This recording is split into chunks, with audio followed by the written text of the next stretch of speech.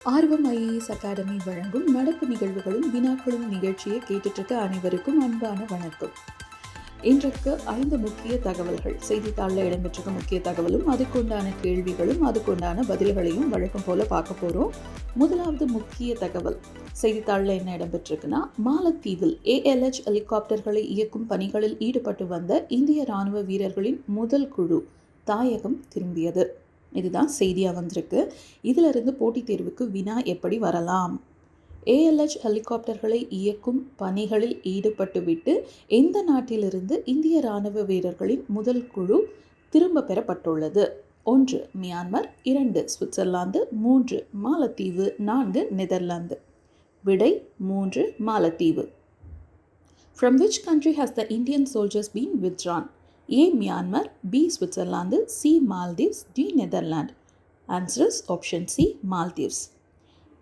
அடுத்த முக்கிய செய்தி, ராஜஸ்தான் மாநிலம் ஜோத்பூரில் இந்திய இராணுவத்தில் முதல் முறையாக அப்பாச்சி தாக்குதல் ஹெலிகாப்டர்கள் இணைக்கப்பட்டுள்ளன.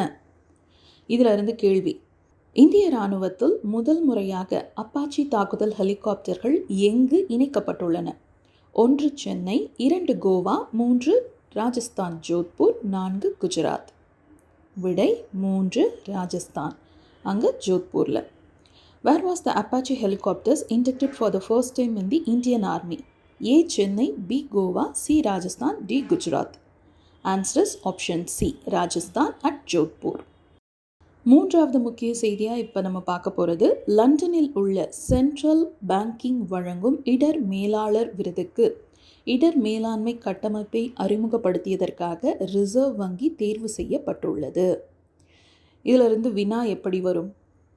லண்டனில் உள்ள சென்ட்ரல் பேங்கிங் வழங்கும் இடர் மேலாளர் விருதுக்கு எந்த வங்கி தேர்வாகி உள்ளது?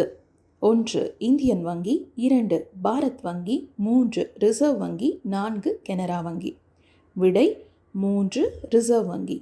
Which bank has been shortlisted for the Risk Manager Award by the Central Bank of London?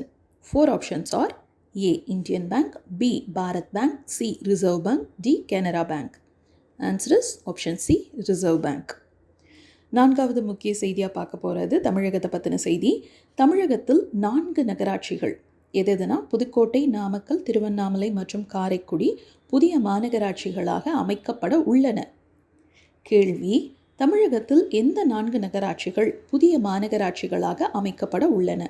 1 Pudukkottai, 2 Namakkal, 3 Tiruvannamalai மற்றும் காரைக்குடி, 4 அனைத்தும்.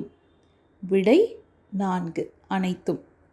Which 4 municipalities in Tamil Nadu are going to be formed as a new municipal corporations?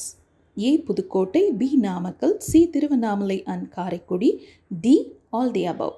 Answer is all the above. D. இன்றைக்கு இறுதி முக்கிய செய்தியாக பார்க்க போகிறது தேர்தல் ஆணையத்தை பற்றி. இந்திய தேர்தல் ஆணையத்தின் புதிய தேர்தல் ஆணையர்களாக ஞானேஷ்குமார் மற்றும் சுக்பீர் சிங் சாந்து ஆகியோர் பதவியேற்றனர். கேள்வி வந்துட்டு இவங்களை பற்றி தான் கேட்கணும்னு இல்லை, பொதுவாக தேர்தல் ஆணையத்தை பற்றியும் கேட்கலாம். இந்தியாவின் தற்போதைய தலைமை தேர்தல் ஆணையர் யார்? 1 சுக்பீர் சிங் சாந்து, 2 ஞானேஷ்குமார், 3 ராஜீவ்குமார், 4 சுனில் அரோரா. விடை 3 Rajiv Kumar. Who is the Chief Election Commissioner of India? A. Sukhbir Singh Sandhu, B. Gyanesh Kumar, C. Rajiv Kumar, D. Sunil Arora. Answer option C. Rajiv Kumar. மீண்டும் நாளைக்கு சந்திப்போம்.